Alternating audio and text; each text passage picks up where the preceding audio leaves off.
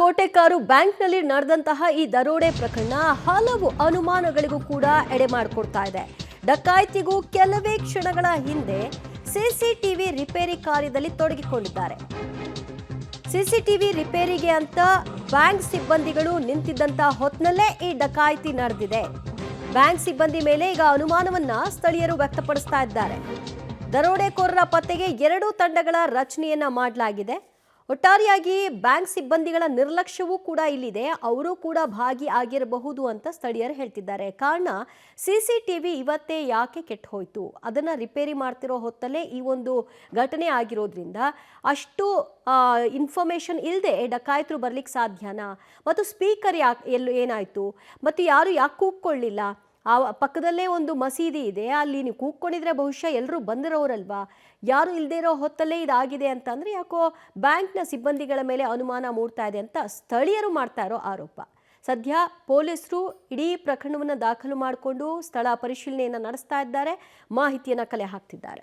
ಮತ್ತಷ್ಟು ಮಾಹಿತಿ ಕೊಡ್ತಾರೆ ನಮ್ಮ ಪ್ರತಿನಿಧಿ ಸುಖಪಾಲ್. ಸದ್ಯ ಸ್ಥಳೀಯರು ಬ್ಯಾಂಕ್ ಸಿಬ್ಬಂದಿಗಳ ಮೇಲೆ ಅನುಮಾನವನ್ನು ವ್ಯಕ್ತಪಡಿಸ್ತಾ ಇದ್ದಾರೆ. ಕೇವಲ ಸಿಸಿಟಿವಿ ರಿಪೇರಿ ಆ ಹೊತ್ತಲ್ಲಿ ಆಗ್ತಾ ಇತ್ತು ಅನ್ನೋ ಕಾರಣಕ್ಕೆ ಈ ಅನುಮಾನನ, ಅಥವಾ ಅನುಮಾನಕ್ಕೆ ಪುಷ್ಟಿ ಕೊಡೋ ರೀತಿಯಲ್ಲಿ ಬೇರೆ ಇನ್ಸಿಡೆಂಟ್ಸ್ಗಳೇನಾದರೂ ಇದೆಯಾ? ಗ್ರಾಹಕರು ಒಂದು ಕಾರಣ ಇದೆ ಈ ರೀತಿ ಆರೋಪ ಮಾಡಲಿಕ್ಕೆ. ಕಳೆದ ಬಾರಿಯೂ ಇದೇ ಬ್ಯಾಂಕ್, ಕೋಟೆಕಾರು ವ್ಯವಸಾಯ ಸೇವಾ ಸಹಕಾರಿ ಬ್ಯಾಂಕ್ ಏನಿದೆ, ಇದು ಇನ್ನೊಂದು ಕಟ್ಟಡದಲ್ಲಿತ್ತು. ಆ ಸಂದರ್ಭದಲ್ಲಿ ಅಲ್ಲೂ ಇದೇ ರೀತಿಯಾದಂಥ ಕಳ್ಳತನಕ್ಕೆ ಪ್ರಯತ್ನ ಆಗಿತ್ತು. ಅದರಲ್ಲಿ ಬ್ಯಾಂಕಿನ ಸಿಬ್ಬಂದಿಯ ಗಂಡ ಪಾಲುದಾರನಾಗಿದ್ದ, ಭಾಗಿಯಾಗಿದ್ದ, ಅವನನ್ನು ಆಮೇಲೆ ಬಂಧನ ಮಾಡಿದರು. ಹಾಗಾಗಿ ಅದರ ಮುಂದುವರಿದ ಭಾಗ ಅನ್ನುವಂಥದ್ದು ಇಲ್ಲಿನ ಗ್ರಾಹಕರ ಆರೋಪ.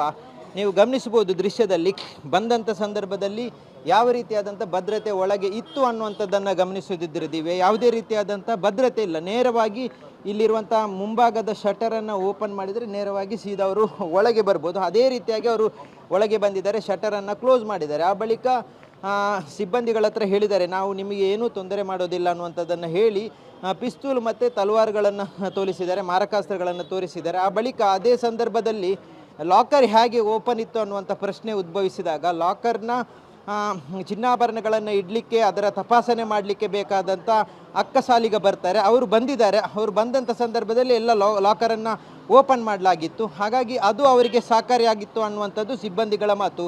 ಹಾಗಾಗಿ ಅದೇ ಸಂದರ್ಭದಲ್ಲಿ ಯಾಕೆ ಓಪನ್ ಮಾಡಿದ್ರು ಅನ್ನುವಂಥದ್ದು ಒಂದು ಕ್ವಶನ್ ಆಗ್ತಾ ಇರುವಂಥದ್ದು. ಅದರ ಬಗ್ಗೆನೂ ವಿಚಾರಣೆಗಳಾಗ್ತಾ ಇರುವಂಥದ್ದು. ಇನ್ನೊಂದು, CC ಕ್ಯಾಮ್ರಾ ಇವತ್ತೇ ಯಾಕೆ ಹಾಳಾಗಿತ್ತು, ಇದನ್ನು ರಿಪೇರಿ ಮಾಡಲಿಕ್ಕೆ ಇವತ್ತೇ ಯಾಕೆ ಬಂದಿದ್ರು ಅನ್ನುವಂಥದ್ದು.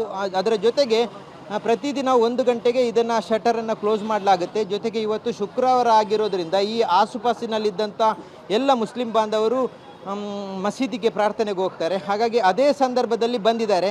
ಆ ಸಂದರ್ಭದಲ್ಲಿ ಬ್ಯಾಂಕನ್ನು ಕ್ಲೋಸ್ ಮಾಡಬೇಕಿತ್ತು 1 ಗಂಟೆಗೆ. ಆದರೆ ಇವತ್ತು CC ಕ್ಯಾಮ್ರಾದ ಸಿಬ್ಬಂದಿ ರಿಪೇರಿ ಮಾಡಲಿಕ್ಕೆ ಬಂದಿರುವಂಥ ಕಾರಣಕ್ಕಾಗಿ ಕ್ಲೋಸ್ ಮಾಡಲಿಲ್ಲ, ಆವಾಗಲೂ ಓಪನ್ ಇತ್ತು. ಹಾಗಾಗಿ ಇದೆಲ್ಲವೂ ಕೆಲವೊಂದು ಪಾಯಿಂಟ್ಗಳು ಅನುಮಾನ ಸೃಷ್ಟಿ ಮಾಡಿರುವಂಥದ್ದು. ಜೊತೆಗೆ ಬ್ಯಾಂಕಿಗೆ ಬಂದಂಥ ಸಂದರ್ಭದಲ್ಲಿ ಯಾವುದೇ ರೀತಿಯಾದಂಥ ಅಲಾರ್ಮ್ ಸಿಸ್ಟಮ್ ಇರಲಿಲ್ಲ, CC ಕ್ಯಾಮ್ರಾ ವರ್ಕ್ ಆಗ್ತಾ ಇರಲಿಲ್ಲ, ಜೊತೆಗೆ ಸಿಬ್ಬಂದಿಗಳು ಅಲರ್ಟ್ ಆಗಿರಲಿಲ್ಲ, ಜೊತೆಗೆ ಯಾವುದೇ ಸೆಕ್ಯೂರಿಟಿ ಇರಲಿಲ್ಲ. ಈ ಹಿಂದೆನೂ ಇಲ್ಲಿ ಕಳ್ಳತನಕ್ಕೆ, ದರೋಡೆಗೆ ಪ್ರಯತ್ನ ಪಟ್ಟಂಥ ಸಂದರ್ಭದಲ್ಲೂ ಮುಂಜಾಗ್ರತೆ ವಹಿಸಿಲ್ಲ. ಈಗ ಅದನ್ನು ಮತ್ತೆ ಮರುಕಳಿಸಿದೆ. ಹಾಗಾಗಿ ಈ ಪರಿಸರದಲ್ಲಿ ನೋಡಿ, ಈಗ ಇಷ್ಟೊಂದು ಜನಜಂಗುಳಿ ಇದ್ದರೂ 1 ಗಂಟೆ ಸುಮಾರಿಗೆ ಸಂಪೂರ್ಣವಾಗಿ ನಿಶ್ಶಬ್ದ ಆಗಿತ್ತು. ಕಾರಣ ಇಷ್ಟೇ, ಈ ಭಾಗದಲ್ಲಿರುವಂಥ ಹೆಚ್ಚಿನ ಮುಸ್ಲಿಂ ಬಾಂಧವರ ಅಂಗಡಿಗಳೆಲ್ಲ ಕ್ಲೋಸ್ ಆಗಿತ್ತು. ಅವರೆಲ್ಲರೂ 1 ಗಂಟೆಗೆ ಮಸೀದಿಗೆ ಹೋಗಿದ್ದಾರೆ.